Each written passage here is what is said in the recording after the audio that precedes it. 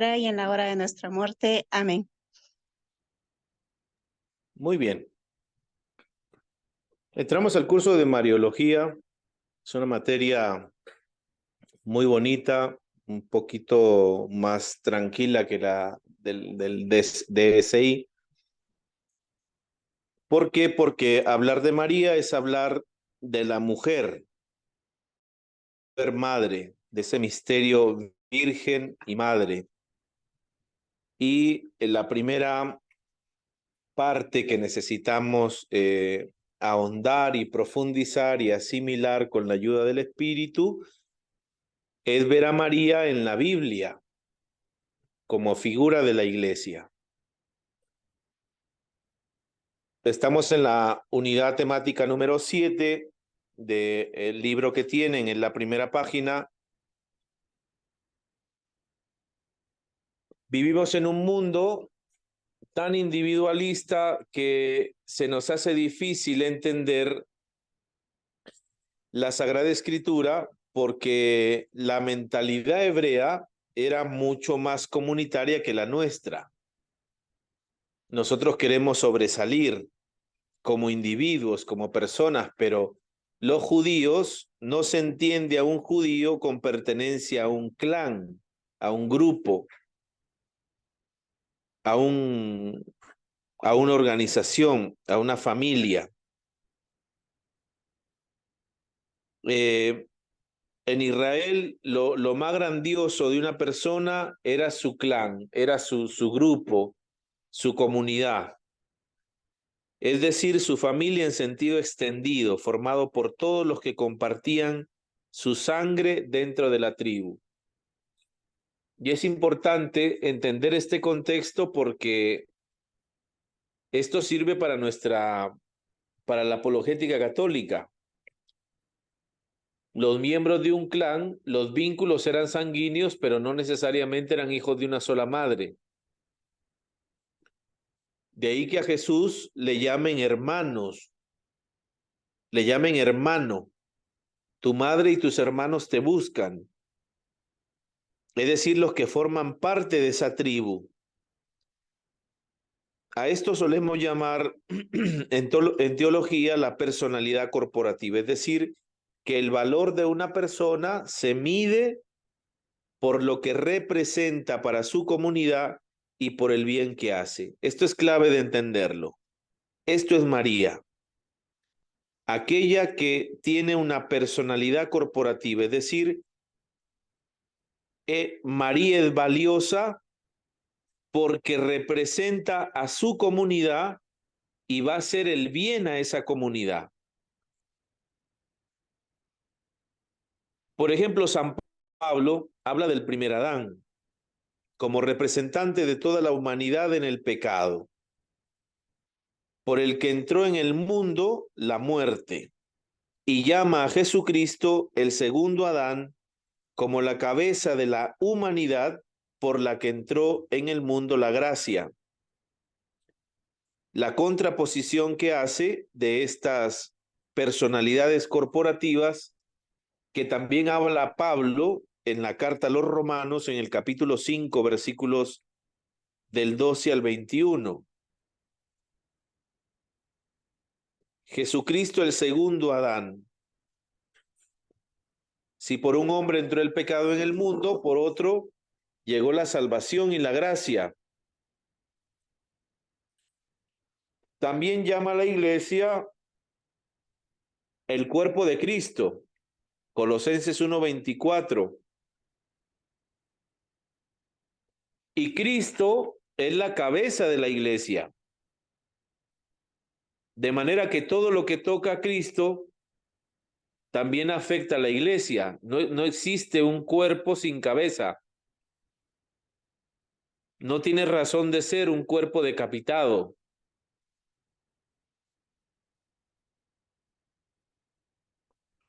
Por tanto, la carta a los Colosenses en el capítulo 1, versículo 24, nos está diciendo que Cristo es cabeza de su iglesia. Ojo, no de la iglesia, sino de su iglesia, porque es su cuerpo. de la que al mismo tiempo Cristo es cabeza de esta iglesia que es suya. Es decir, aquí hay una unidad, por eso se le llama cuerpo místico. Hay una unidad entre la cabeza y el cuerpo, es decir, que la iglesia es Cristo, el Cristo total. De manera que todo lo que toca a Cristo también afecta a la iglesia y viceversa. Por ejemplo, si resucitó Cristo nuestra cabeza, con Él y como Él, cuerpo glorioso, resucitaremos todos los miembros que formamos su cuerpo. Por eso nosotros creemos en la resurrección de la carne, y María es la primera redimida y la primera que ha sido glorificada en cuerpo y alma al cielo. Es importante entender esto porque esto es la base de la mariología bíblica. La personalidad corporativa, Cristo como cabeza de su iglesia, no de la iglesia, su iglesia, y que lo que afecta a Cristo afecta también a la iglesia, y María es parte de la iglesia, y tú y yo somos parte de la iglesia. De esta manera comprendemos mejor que María, una joven pobre y sencilla de Nazaret, fue escogida y preparada por Dios con toda la gracia que un día de su juventud estuviera preparada para llamarla a colaborar junto con su hijo, no separado de ella, de él, junto con su hijo en la salvación del mundo, que luego ha querido aplicarnos por medio de la iglesia. Ojo con esto. María es colaboradora. Es una palabra clave en la mariología. Junto con su hijo. No es ella la heroína. Junto con su hijo. En la salvación del mundo que luego ha querido aplicarnos por medio de la iglesia.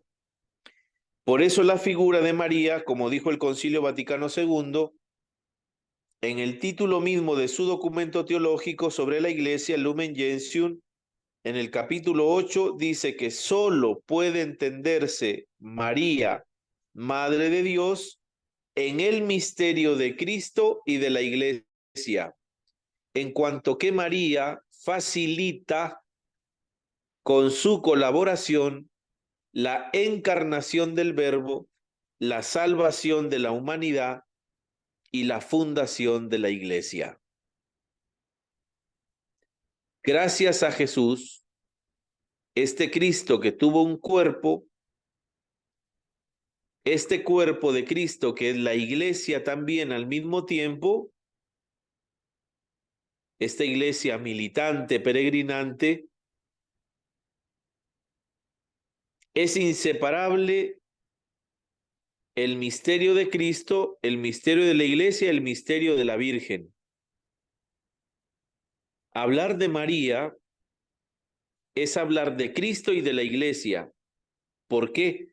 Porque María es una personalidad corporativa, como hemos dicho al inicio. Si se entiende esto, se va a entender toda la mariología. Y es necesario estudiar una mariología para tener una devoción sana a María, sin exageraciones, sin cosas raras que ponen a María como la figura central. Por eso es que las imágenes de la Virgen siempre, siempre, siempre tienen o tendrían que llevar una imagen de Jesús. Porque ella me lleva a Jesús. Ella está en relación a Jesús. La Virgen de Guadalupe está embarazada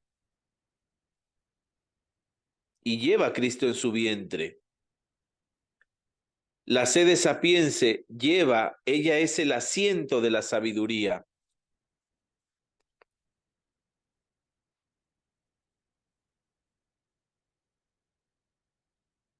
No sé si hay alguna pregunta hasta aquí para que podamos resolver alguna duda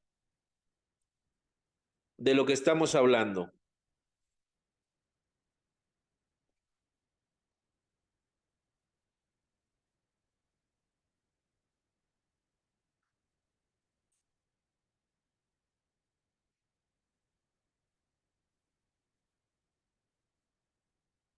Creo que ninguna. Vamos a seguir. María bosquejada en el Antiguo Testamento. Ya sabemos todos que el Antiguo Testamento fue un largo periodo de formación que quiso el Padre por medio del Espíritu Santo para preparar la venida de su Hijo al mundo a fin de salvarnos, el cual se hizo carne por nosotros en el seno de María Virgen. Cuando hablamos de seno, hablamos de vientre. Así confesamos en el credo de nuestro bautismo que nació de María Virgen. Eso quiere decir que el centro y la finalidad del Antiguo Testamento, entendemos como Antiguo Testamento, el Mesías como hijo de David, la promesa,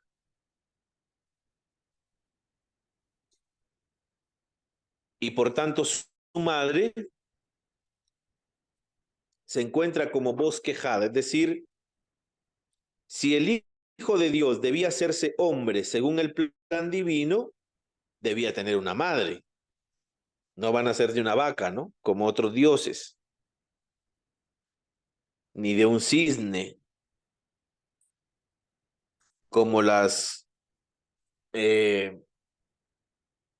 como estos cuentos, estos relatos, estos griegos, ¿no?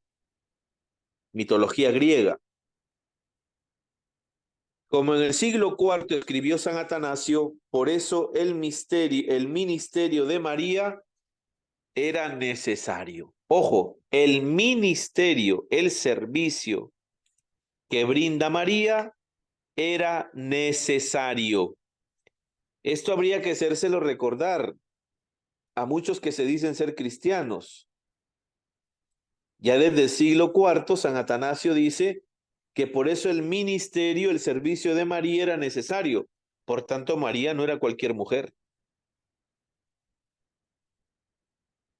No podemos decir que María no es necesaria en la salvación. Sí es necesaria, porque la promesa es de un Mesías, un hombre, una persona. Si miramos Génesis 3:15, cuando los primeros seres humanos, nuestros antepasados, se apartaron de Dios por el pecado, Dios nuestro creador no abandonó a la humanidad lejos de sí, sino que le prometió estar siempre a su lado en su eterna lucha contra el mal. Dios no conoce el verbo abandonar.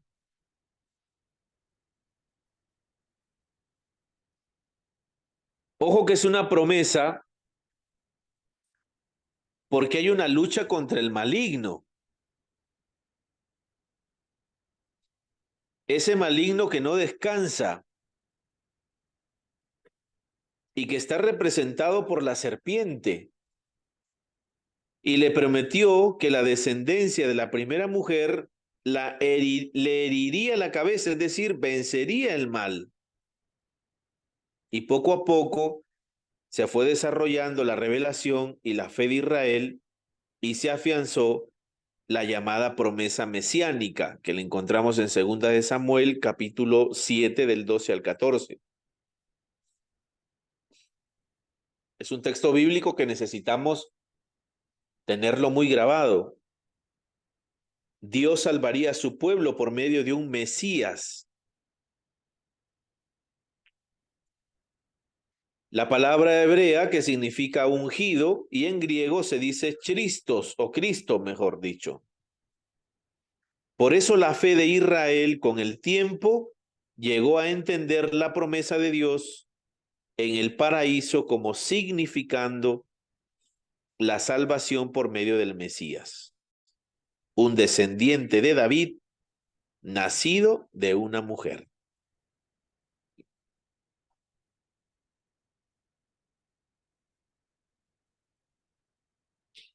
Aquí hay una nota a pie de página, dice también de un hombre descendiente de Abraham, heredero de las promesas divinas, como San Pablo explica en Gálatas 3:16.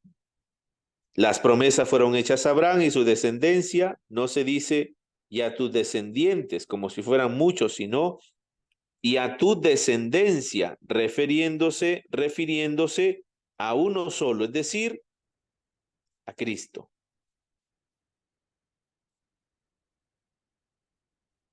Por eso dice el concilio que María está bosquejada, es decir, incluida y supuesta en la promesa de la salvación que el Padre había de realizar por Cristo su Hijo. La promesa de salvación es del Padre. La realización de esa promesa es por el Hijo, a través del ministerio de María. Pasamos a la promesa de Isaías 7:14. Cuando pasados muchos siglos después que los hebreos se organizaron en dos reinos, Israel en el del norte y Judá en el sur, los israelitas del norte fueron invadidos y su reino destrozado por los asirios.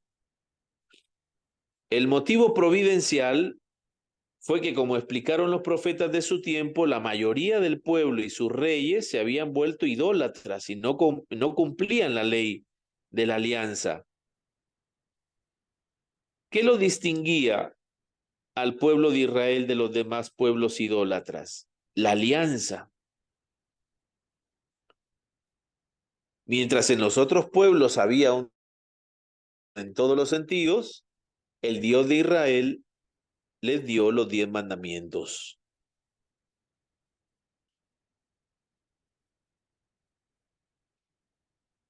También el reino de Judá en el sur, con capital en Jerusalén, comenzó a pecar de modo semejante, según describe el profeta Isaías en los capítulos del 1 al 5. El rey de Judá en esa época era Acaz, un hombre completamente nefasto, idólatra, que confiaba más en sus pactos con el poderoso rey pagano de Babilonia que en la promesa divina. Entonces el profeta Isaías le anunció que sería invadido precisamente por ese rey pagano en quien había puesto su confianza, y el reino de Judá sería destrozado. Ahí tienen los textos bíblicos, Isaías 7 del 18 al 25 y el capítulo 8, versículos del 5 al 10.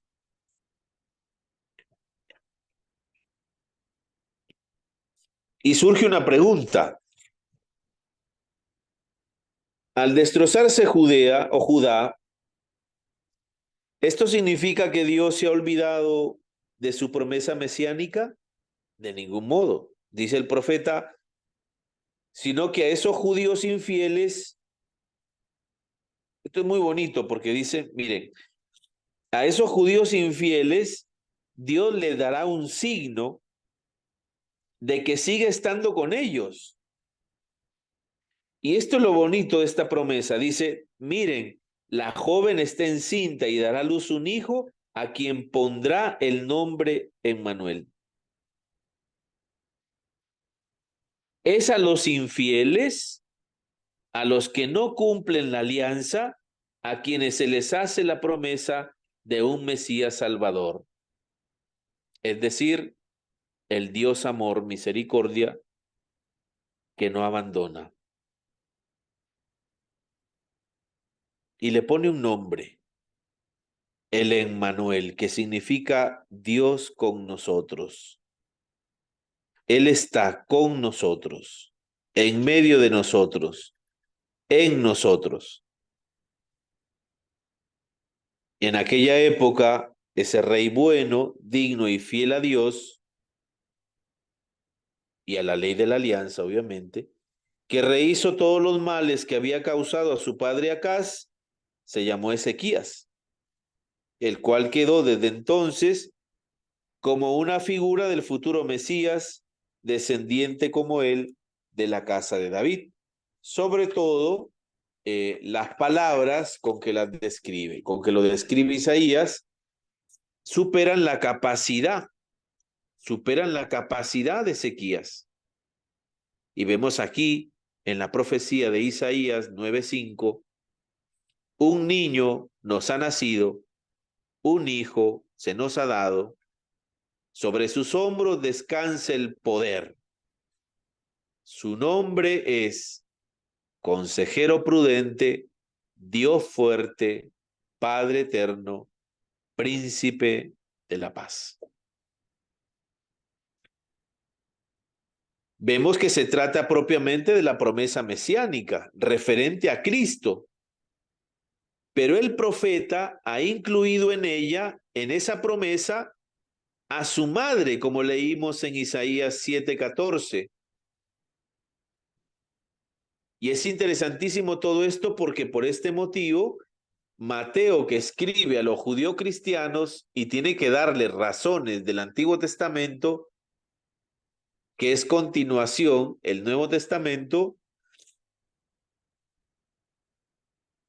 Mateo ve que en ese hecho fue una preparación de la fe de Israel para que un día pudiera recibir al Hijo de Dios, el verdadero Emmanuel. ¿Por qué? Porque Jesús es el Dios con nosotros.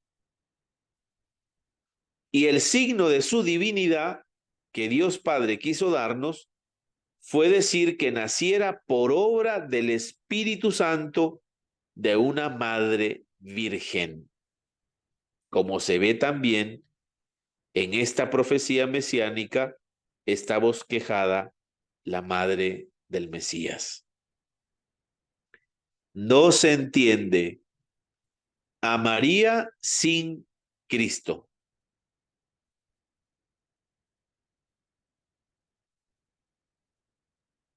San Lucas en varias ocasiones contempla la encarnación del Hijo de Dios en el seno de María como el cumplimiento de las promesas que Dios hizo en el Antiguo Testamento a Abraham No se y a toda su escucha. descendencia.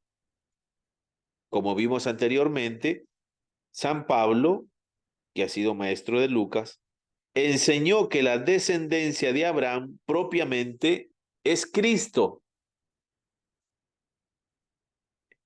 que recibe las promesas para todos nosotros. Gálatas 3:16. Dos cosas son importantes de asimilar de las relaciones entre Abraham y María. La primera, el evangelista une las promesas de Dios en el Antiguo Testamento con su cumplimiento en el Nuevo. Precisamente en la obra que el Padre realizó en la encarnación de su Hijo en el vientre de María.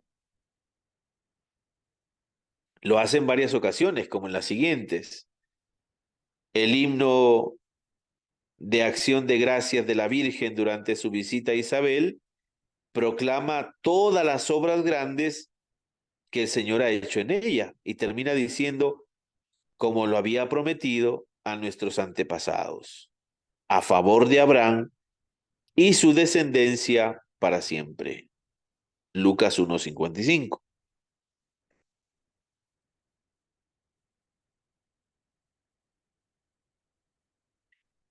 Y Zacarías, al nacer su hijo Juan, destinado a ser el predecesor de Jesús, en su himno que pronunció en presencia de María, ve la encarnación de Jesús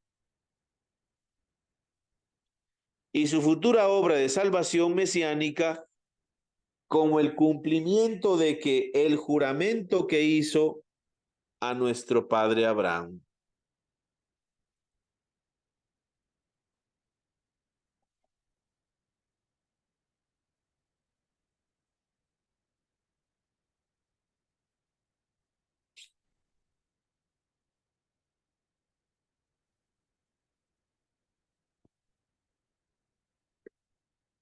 La segunda, en el Antiguo Testamento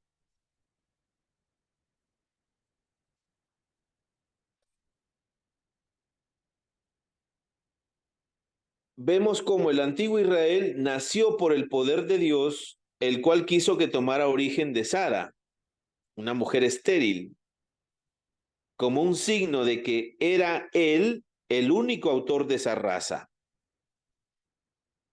Pero quiso usar humanamente la fe de Abraham para iniciar esa obra, asociándolo por pura bondad y misericordia suya al colaborar en la construcción de su pueblo.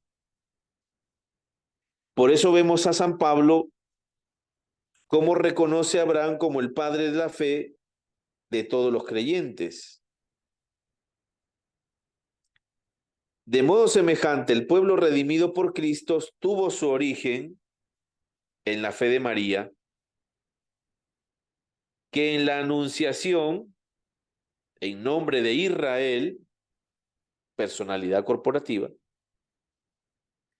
acogió la promesa del Mesías que por disposición divina se habría de encarnar en su seno.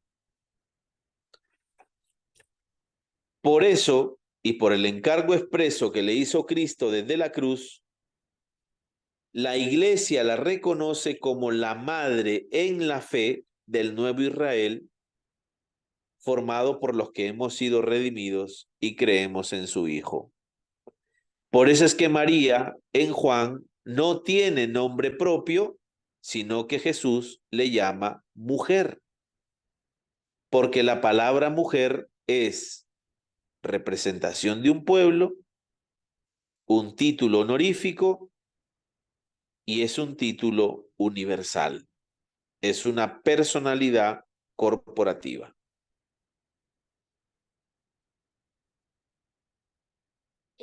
María en el Nuevo Testamento aparece ya no bosquejada como el Antiguo Testamento, sino aparece directamente. Vamos de lleno a la Anunciación. Vemos que en Lucas 1, 26 al 56, el pasaje de la Anunciación es más amplio de lo que solemos limitarlo por motivo de la necesaria brevedad litúrgica. En la mente de San Lucas es toda una unidad muy completa, cuyo comienzo el evangelista señala en el verso 26, dice, en el sexto mes, y termina en el verso 56, María estuvo con Isabel unos 3 meses. Es decir, se suman los 9 meses de la preñez de Isabel desde la concepción de Juan Bautista hasta su alumbramiento.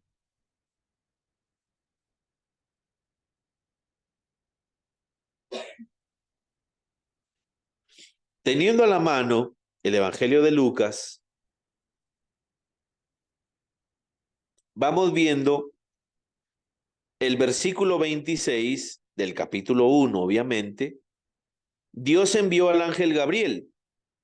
El motivo de que aparezca Gabriel es por la visión de Daniel, que el profeta narra en el mismo libro, Daniel 8, 16 y en el capítulo 9, versículo 21. Daniel escribió unos 170 años antes de Cristo, durante la invasión de su pueblo por el rey Antíoco, quien destruyó a los judíos y les impuso la adoración de sus dioses en el mismo templo de Jerusalén. Esa es la época de la epopeya de los hermanos macabeos. Eso fue desastroso. En el mismo templo de Jerusalén, el rey Antíoco obligó a dar culto a los ídolos. Luego entonces el profeta se sentía muy desalentado cuando Dios le hizo ver y oír en visión, por medio del ángel Gabriel, la promesa de venir a salvar a su pueblo. Desde entonces, en la mente de los fieles hebreos quedó asociado el anuncio de Gabriel con el de la salvación mesiánica. No sé si se entiende.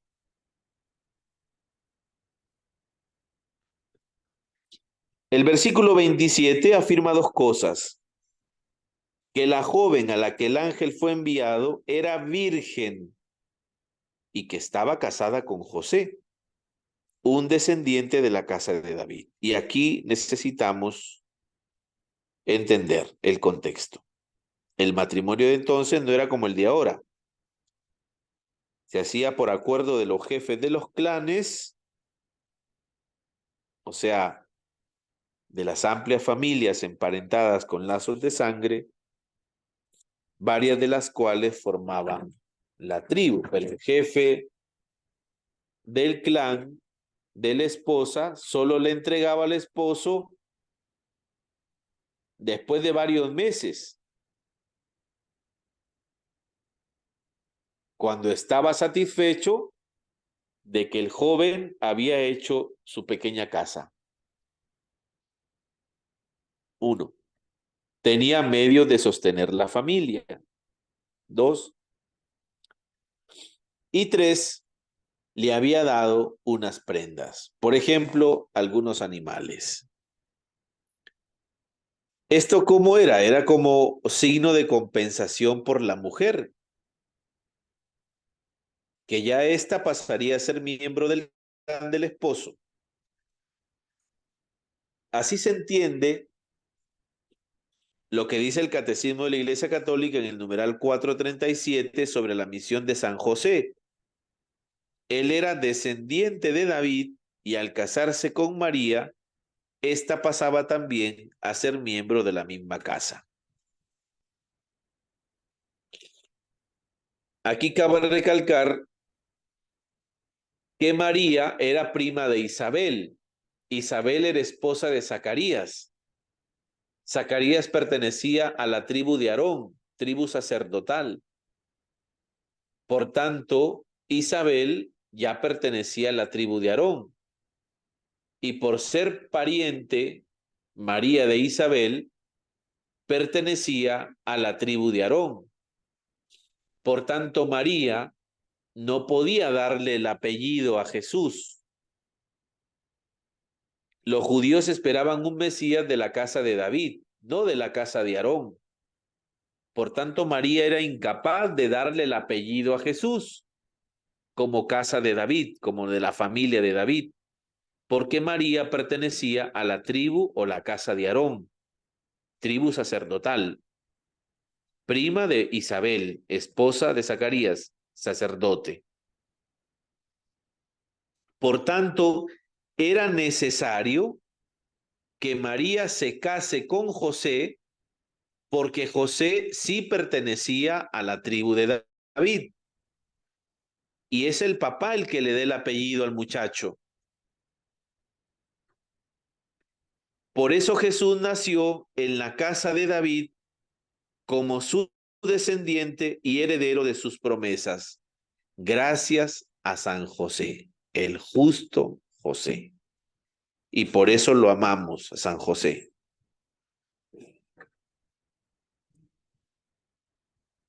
Versículo 28. El saludo del ángel propiamente se traduce como alégrate. En el Antiguo Testamento es un saludo dirigido a la hija de Sión, un nombre que se usó para llamar a Jerusalén. Ahí tienen los textos bíblicos: Sofonías 3:14, Isaías 62:11, Zacarías 2:14 y 9:9.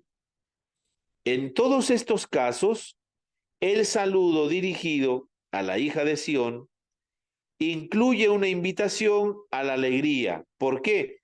Porque la salvación que viene del Señor está cerca. Por eso con frecuencia se ha llamado a María hija de Sión, hija de Jerusalén. Así se entiende todo lo que dijimos anteriormente, que la anunciación hecha a María está dirigida no solo a ella, sino a todo el pueblo. Por eso la respuesta en la fe de ella es la acogida que hace de la salvación mesiánica a nombre de todo su pueblo. Esto es decir, que María representa a toda la iglesia que acoge al Hijo de Dios hecho carne por nosotros. Ahí mismo el ángel usó la palabra llena de gracia. Pero este privilegio, o mejor dicho, este misterio, no se cierra en un privilegio para ella,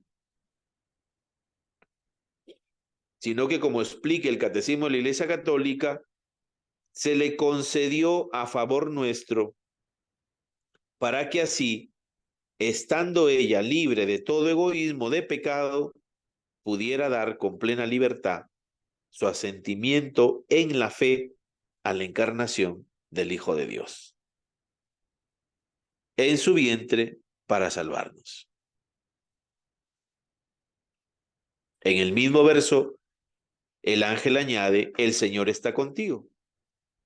Estas son unas palabras que varias veces repite el Antiguo Testamento cuando Dios le quiere dar un encargo a una persona pequeña para una misión tan importante, a fin de indicarle que será él mismo quien lleve a cabo la obra por medio de la colaboración de esa persona.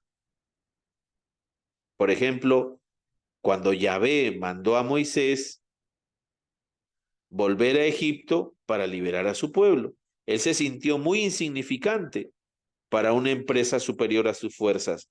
Entonces Dios le respondió, yo estaré contigo. Éxodo 3:12. Es decir, Dios mismo libraría a su pueblo, pero eligiendo a Moisés como su mediador. De la misma forma, el ángel del Señor se le aparece al joven Gedeón de una familia insignificante y pobre para anunciarle su papel en clave de salvación, diciéndole en primer lugar, el Señor está contigo, en Jueces 6:12. Algo semejante significa en la Anunciación. María es una chica muy joven, pobre, de un pueblo desconocido. ¿Cómo podría llevar a cabo una obra tan grande? El Señor está contigo. Quiere decir que Dios mismo realizará la salvación por medio de su Mesías prometido, pero en su bondad quiere que María, por su fe, se ponga al servicio de esta obra. Los versos 29 y 30, el temor de María se debe a su pobreza humana. ¿Cómo será esto? No conozco varón. Versículos del 31 al 33 se refieren a la promesa de salvación mesiánica que ya conocíamos del Antiguo Testamento por segunda de Samuel 7 del 12 al 14. La vocación a la que es llamada María es a la de colaborar como madre del Mesías. El relato de la Anunciación no la tiene a ella como por centro, sino a su Hijo hecho carne. Ella está a su servicio. Ella es en todo la humilde sierva del Señor, aunque por su plenitud de gracia y su humildad haya sido preparada y luego elegida por Dios como madre de su Hijo, hecho carne para salvarnos. Versículos 34 y 35. María expone al ángel su estado virginal, no conocer varón. Significa no tener relaciones sexuales. Lo más importante, esta intervención de María da lugar a la respuesta del ángel, que es lo más importante. El Espíritu Santo vendrá sobre ti y el poder del Altísimo te cubrirá con su sombra. Es decir, el Padre, en su plan de salvación a favor nuestro, ha decidido que su Hijo naciera de una mujer virgen por la acción creadora del Espíritu Santo, que es el Señor creador de la vida. ¿Quién es este Espíritu? Es decir, creador. ¿Y quién es el hijo que nacerá de María? Su propio hijo, y no el hijo de un hombre, aunque fuese santo como José. Los santos padres vieron en la virginidad de María el signo de la divinidad de Jesucristo y también de la divinidad del Espíritu Santo. Fue concebido por obra del Espíritu Santo en el seno de María Virgen. Versículos 36 al 37. Enseguida el ángel le ofrece a María una señal de que su mensaje viene del Dios que da la vida.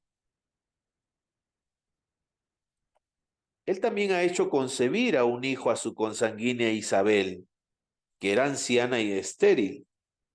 Y luego recuerda las palabras que el ángel dijo a Sara, la esposa de Abraham, vieja y estéril, cuando le anunció que pronto tendría un hijo, es decir, el hijo de la promesa del Dios de Abraham, Isaac, porque nada es imposible para Yahvé.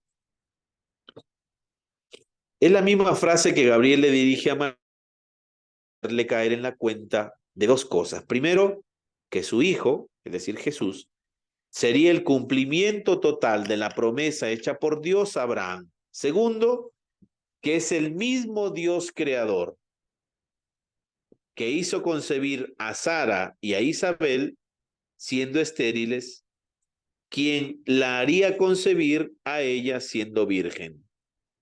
La virginidad de María pues está puesta por San Lucas, ojo con esto, al servicio del plan de Dios.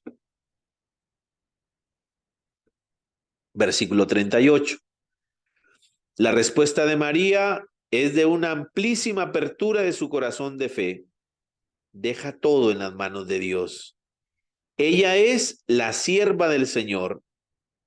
Así como su pueblo tenía como el sello de su dignidad ser el siervo de Yahvé, por eso se pone enteramente al servicio de lo que el Padre disponga con su palabra. Desde los primeros siglos la Iglesia habla de María como la mujer de fe de la que nació el nuevo Israel, es decir, la Iglesia, y por eso la reconoce como madre de los creyentes. Versículo del 39 al 45. El evangelista tiene varios fines teológicos en la manera como nos transmite este relato. Primero, presenta la inmediata respuesta de María a la anunciación. Segundo, la expresión del saludo de Isabel, llena del Espíritu Santo, o sea, con espíritu profético, es muy significativa. Bendita tú entre las mujeres y bendito el fruto de tu vientre. Estas palabras, ojo con esto, están tomadas del himno de la profetisa Débora, que cantó en honor a Yael, la mujer por cuya acción Dios salvó a su pueblo del ataque de sus enemigos. Jueces 5:24. Y también del elogio que en el libro de Judith el sumo sacerdote Osías proclamó en honor de esta heroína. Podemos ver en Judith capítulo 13, versículo 18.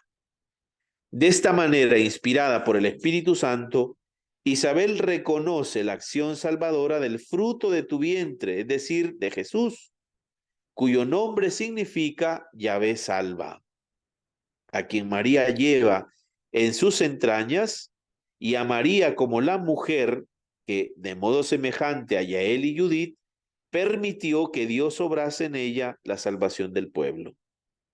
Tercero, las palabras de Isabel, ¿de dónde a mí que la madre de mi Señor venga a mi casa?, están tomadas de un hecho muy antiguo, cuando David mandó a los sacerdotes que trajeran el arca de la alianza desde su tienda provisional que estaba en el norte, en Israel, hasta el nuevo templo que él le estaba construyendo en Jerusalén, al sur.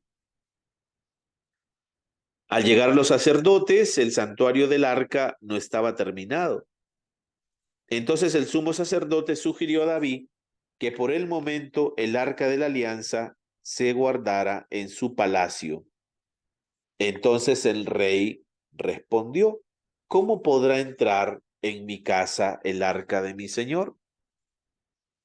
Con esto quiere decir San Lucas que María, que lleva en su seno al Señor, vientre, es de alguna manera el arca de la nueva alianza. Terminamos con estos versículos del 46 al 55. San Lucas coloca aquí como respuesta de María este hermoso himno que llamamos el Magnificat, que la iglesia de la primera comunidad cantaba en su liturgia para indicar lo que ella significaba para la iglesia. Este himno litúrgico precioso y hermoso está construido por varios temas básicos del Antiguo Testamento, que se resumen en lo que Dios acaba de realizar en el vientre de María, al hacerla concebir a su Hijo, que es en el que se llegan al cumplimiento todas las obras que Dios ha hecho en favor de su pueblo.